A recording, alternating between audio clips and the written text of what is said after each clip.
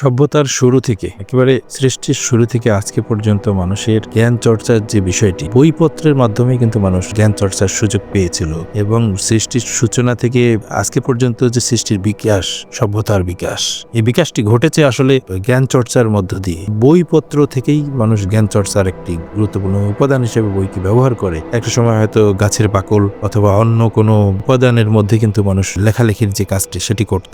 সভ্যতার বিকাশের সাথে সাথেই বইপত্রের ব্যবহার, বইগুলো সংরক্ষণের জন্য যে স্থানে রাখা হতো সেটি হচ্ছে লাইব্রেরি। বইপত্রগুলো রাখা এবং এটিকে সঠিকভাবে মানুষের কাছে উপস্থাপন করার কাজটি কিন্তু লাইব্রেরি করত।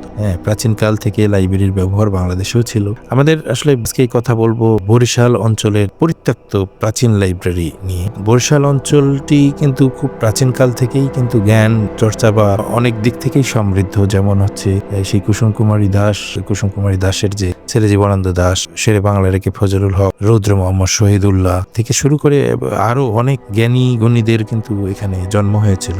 আজকে এই যে বরিশালের লঞ্চঘাট থেকে শুরু করে রূপাতলী পর্যন্ত যে অঞ্চলটি রয়েছে, যে রাস্তাটি রয়েছে, এই রাস্তার পাশেই বরিশাল পাবলিক লাইব্রেরির কথা আমি বলছি, যেটি 1854 সালে বান্দর নামক রাস্তার পাশ দিয়ে এই লাইব্রেরিটি চমৎকার একটি দ্বিতল বিশিষ্ট অবকাঠামোগত ভবন। জনাব আব্দুল আউয়াল নামের একজন জেলা প্রশাসক ছিলেন। 1980 সালে মে মাসে এই ভবনটি কিন্তু শুভ উদ্বোধন ঘোষণা করেন জনাব এ বাড়ি। এটি সেই সময় অনেক প্রসিদ্ধ একটি ভবন ছিল। প্রসিদ্ধ ভবনে সুসজ্জিত একটি সমৃদ্ধ লাইব্রেরি ছিল। এটি আপনারা দেখলেই বুঝতে পারবেন।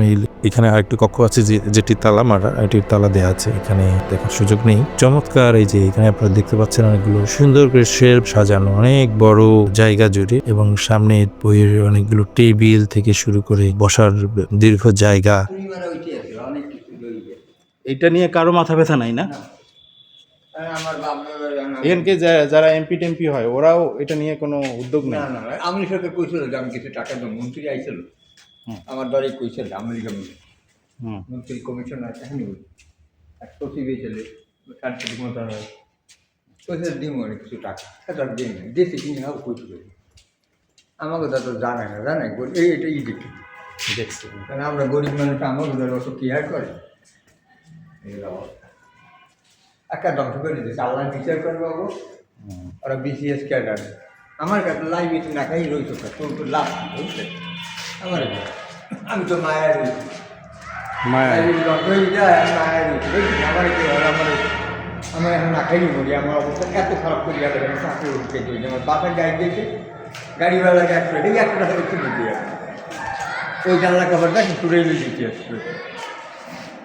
এই জানলা টালনা সব খুলে নিয়ে যাচ্ছে মানুষ, ওইগুলো রয়ে গেছে, জানেন না, পার্ট বাই পার্ট পুরো রয়ে গেছে, খুললে পরে রয়ে গেছে। আপনার নাম কি? আমার নাম শহীদ গাজী। শহীদ গাজী। কত বছর ধরে এখানে আছেন এই ল্যাবের সাথে? প্রায় 35 বছর।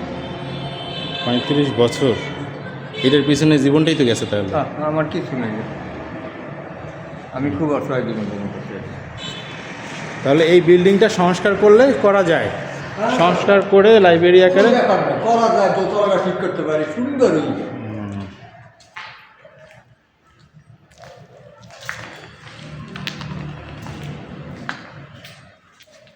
কারো মাথা ব্যথা নেই এটা নিয়ে না?